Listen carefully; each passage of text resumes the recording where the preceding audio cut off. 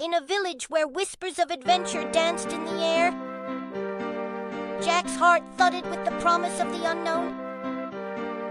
The forest beckoned, its secrets hidden in shadows. Each footfall echoed like a drumbeat of courage. The cave's mouth whispered tales of forgotten wonders.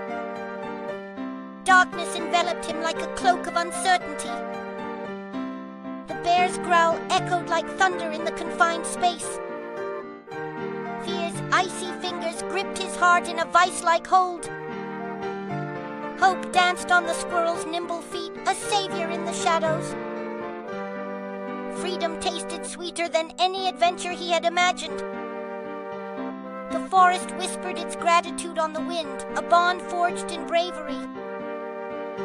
Legends began to weave of a boy who faced a bear and emerged as the guardian of the woods.